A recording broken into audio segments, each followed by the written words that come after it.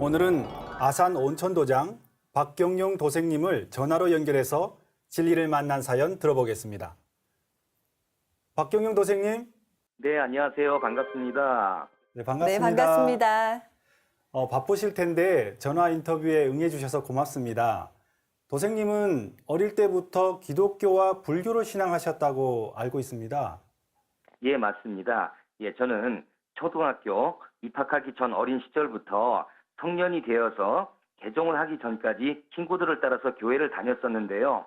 사실은 일요일마다 오전 야유회 가는 기분이 더 강했죠.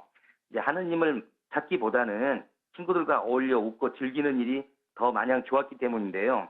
그 시절에는 저희 어머니께서 집안에 일이 있을 때마다 장독대 위에 정한서를 떠놓고 간절히 기도를 하셨습니다. 시골에는 그 무속신앙 이 개념이 더 강했기 때문이었거든요. 그래서 가끔 불교를 신앙했던 어머니의 영향으로 이제 사찰에도 따라다니기도 했었습니다. 그런데 이제 교회를 갈 때와 절에 갈 때는 왜 이렇게 다른가? 무언가 있는 것 같은, 절에 가면은 무언가 있는 것 같은 그런 신비한 느낌이 많이 들었었거든요. 향냄새를 맡으면 짓궂기 짝이 없던 제가 그 순간만큼은 어른이 된 것 같기도 하고 일시적으로 제 자신이 낮춰지는 그런 기분을 많이 느꼈습니다. 예, 그러면서 교회와 사찰의 느낌이 왜 이렇게 다를까 그런 생각을 많이 하곤 했었는데요. 성인이 되면서 나와 맞는 종교가 뭘까 고민하던 중에 결국 불교 신앙을 선택했습니다. 네, 그렇군요. 직장 생활을 하시면서 주역 공부도 하셨다고요? 예, 맞습니다. 직장을 다니면서 취미 생활로 그 운세를 감정하는 사주 명리학이라고 하는 이 학문과 우주 자연의 이치를 풀이한 주역을 공부했었는데요. 하면 할수록 재미있고 신기해서 단순한 취미가 아니라 그 이상의 단계까지 계속 하게 되었습니다. 예, 그러다 보니까 주변에 그 사실이 알려져서 운세를 묻는 사람에게 그 상담을 해주기도 했었는데요. 예, 그런 생활을 하다가 이제 피치 못할 사정으로 16년간 다니던 직장을 이제 그만두면서 사람들의 운세를 상담해주는 이런 일을 하게 됐습니다. 네, 취미로 했던 공부가 직업으로 이어진 건데요. 도생님은 상생방송을 통해 상제님 진리를 만났다고 들었습니다. 좀 더 자세히 들려주세요. 네, 이야기를 거슬러 올라가면 5년 전 제 상담 사무실에 이제 한 여성 손님이 찾아오셨는데요. 그 고객과의 인연으로 한번 거슬러 올라가면은 운세 상담을 하다 보니까 이제 제 사무실에 찾아오신 그분이 단군을 모셨던 분이셨더라고요. 예, 그때까지만 해도 그분과 상제님 진리를 함께 신앙하게 될 줄은 꿈에도 몰랐는데요. 종교와 철학 같은 이런 대화도 잘 통했었고요. 이후로 이제 서로 연락하고 왕래가 자주 있었습니다. 예, 그러던 어느 날, 제가 이제 TV 채널을 돌리던 중에 우연히 그 상생 방송을 발견했는데요. 갑자기 그 어느 방송에서도 볼 수 없었던 그 주역 괴 이름이 나오고 또 상제님이라는 용어가 나오는 거였어요. 그래서 깜짝 놀랐습니다. 처음 봤으니까요. 그래서 며칠 동안 지켜보던 저는 그 하나님이 오셨다는 것을 알리는 내용이었구나. 요 사실을 이제 알게 된 것이죠. 그러면서 하나님이 느닷없이 오시긴 어딜 오셔 하면서 이렇게 그냥 흘려버릴 뻔했습니다. 그런데 계속 의심이 들면서 방송을 접하면 접할수록 한번 확인해 봐야 되겠다라는 생각이 굉장히 깊게 마음에 와 닿았습니다.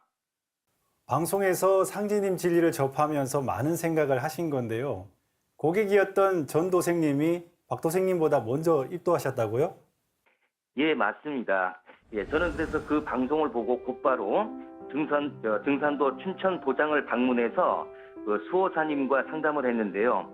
이후에 그 수호사님께서 개벽 실제 상황 책을 안내를 주시길래서 구입해서 읽으면서 이제 알겠다 하면서 이제 오른손바닥으로 무릎을 탁 쳤습니다. 뭔가 이제 와닿았던 것이죠.